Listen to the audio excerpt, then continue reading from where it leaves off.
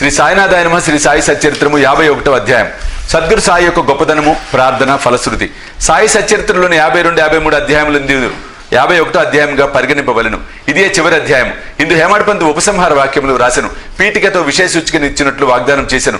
కానీ అది హేమాడ్ పంత్ కాగితములలో దొరకలేదు. కావున దానిని బాబా యొక్క గొప్ప భక్తుడు బివి దేవ్ కూర్చాను. ప్రతి అధ్యాయం ప్రారంభమున దానిలోని అంశములను ఇచ్చుడిచే విషయ సూచిక అనవసరం. కాబట్టి దీనినే తుది పలుకుగా భావించేదము. ఈ అధ్యాయమును సవరించుటకు, ప్రచురించుటకు పంపసరికి దేవు గారికి ఇది పూర్తిగా వ్రాసి ఉన్నట్లుగా కనబడలేదు. అచ్చడచ్చడ చేతి వ్రాతను పోల్చుకున్నట్టు కూడా కష్టంగా ఉండేను. అదంతయు ఉన్నదున్నట్లుగా ప్రచురింపవలసి వచ్చాను. అందు చెప్పిన ముఖ్య విషయములు దిగువ క్లుప్తంగా చెప్పుచున్నాం. సద్గురు సాయి యొక్క గొప్పతనం. శ్రీ సాయి సమర్థునకు సాష్టాంగ నమస్కారం చేసి వారి ఆశ్రయమును పొందేదము. వారు జీవ జంతువుల ఎందును, జీవం లేని వస్తువుల ఎందును వ్యాపించి ఉన్నారు. వారు స్తంభం మొదలు పరబ్రహ్మ స్వరూపం వరకు కొండలు, ఇండ్లు, మేడలు, ఆకాశము మొదలుగా కలవాని అన్నిటి ఎందు వ్యాపించి ఉన్నారు. జీవరాశి అంతటను కూడా వ్యాపించి ఉన్నారు. భక్తులందరూ వారికి సమానమే. వారికి మాన అవమానములు లేవు. వారికి ఇష్టమైనవి, అయిష్టమైనవి లేవు. వారినే జ్ఞప్తి ఉంచుకొని వారి శరణు పొందినచో వారు మన కోరికలన్నింటినీ నెరవేర్చి మనము జీవితమున పరమావధిని పొందినట్లుగా చేసేద్దరు. ఈ సంసారం అనే మహాసముద్రమును దాటుట మహా కష్టము. విషయ సుఖములనటి కెరటములు దురాలోచనలను ఒడ్డును తాకుచు ధైర్యమైన చెట్లను విరగొట్టుచుండును. అహంకారమనే గాలి తీవ్రంగా వీచి మహాసముద్రమును కల్లోలపరచును. కోపము, అసూయాలనుడి మొసళ్ళు నిర్భయంగా సంచరించును. అచట నేను నాది అని సుడిగుండములను, ఇతర సంశయములను గిరున తిరుగును. పరనింద, అసూయ, ఓరవలేని తనమను చేపలచట ఆడుచుండును. ఈ మహాసముద్రము భయంకరమైనప్పటికీ సాయి సద్గురువు దానికి అగస్త్యుని వంటి వారు. సాయి భక్తులు దానివల్ల భయమేమి ఉండదు. ఈ మహాసముద్రమును దాటుటకు మన సద్గురువు నావ వంటి వారు. వారు మనలను సురక్షితంగా దాటించెదరు. ప్రార్థన. మనం ఇప్పుడు సాయిబాబాకు సాష్టాంగ నమస్కారం చేసి వారి పాదములు పట్టుకొని సర్వజనుల కొరకు ఈ ప్రార్థనను చేసేదము. మా మనసు అటు ఇటు సంచారం చేయకుండుగాక, నీవు తప్ప మరేమీ కోరుకుండుగాక, ఈ సచ్చరిత్ర ప్రతి గృహమునందు ఉండుగాక, దీనిని ప్రతి నిత్యము పారాయణము చేసేగాక. ఎవరైతే దీనిని నిత్యము పారాయణం చేసేదరో వారి ఆపదలు తొలగిపోవునుగాక. ఫలశ్రుతి.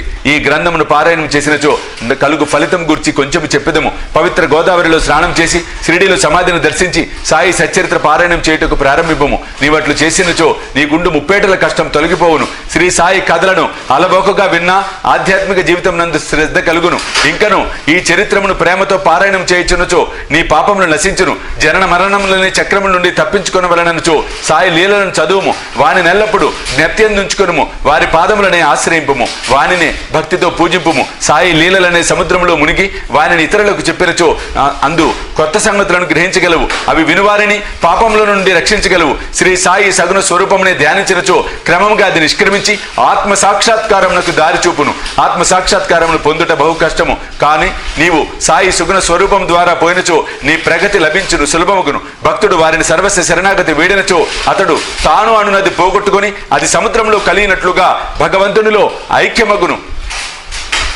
మూడింటిలో అనగా జాగ్రత్త, స్వప్న, సుషుప్తి వ్యవస్థలలో ఏదైనా ఒక అవస్థలో వారి యందు లీనమైనచో సంసార బంధం నుండి తప్పించుకున్నదు. స్నానం చేసిన పిమ్మట ఎవరు దీన్ని భక్తి ప్రేమలతో పూర్తి నమ్మకంతో పారాయణం చేసి వారము రోజులలో ముగించదరో వారి ఆపదలన్నీ నశించగలవు. దీనిని పారాయణం చేసి ధనము కోరినచో దానిని పొందవచ్చును. వర్తకుల వ్యాపారము వృద్ధి చెందును.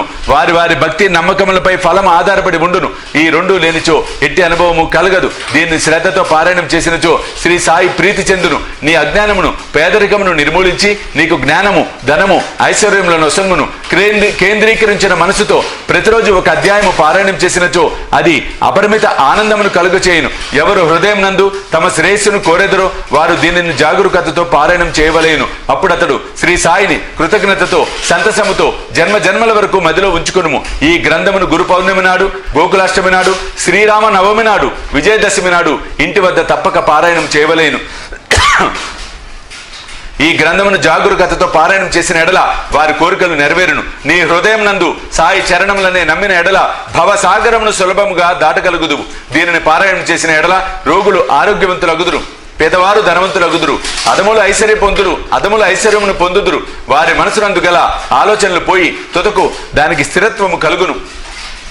ఓ ప్రియమైన భక్తులారా, పాఠకులారా, శ్రోతలారా, మీకు కూడా మేము నమస్కరించి ఒక మనవి చేయుచున్నాము. ఎవరి లీలలను ప్రతిరోజు ప్రతి నెల మీరు పారాయణం చేసేదరో వారిని మరువవద్దు.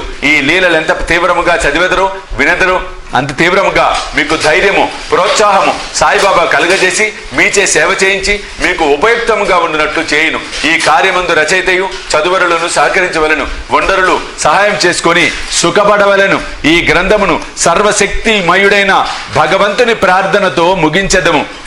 కారుణ్యమును చూపుమని వారిని వేడదము. ఈ గ్రంథమును చదువు భక్తులు హృదయపూర్వకముగు సంపూర్ణ భక్తి శ్రీ సాయి పాదములందు పొందెదరుగాక. సాయి సగుణ స్వరూపము వారి నేత్రములందు నిలిచిపోవునుగాక. వారు శ్రీ సాయిని సర్వజీవులయందు చూచెదరుగాక. తదాస్తు. శ్రీ సద్గురు సాయినాథార్పణమస్తు. శ్రీ సాయి సచ్చరిత్ర సర్వము సంపూర్ణము. సద్గురు శ్రీ సాయినాథార్పణమస్తు. శుభం భవతు.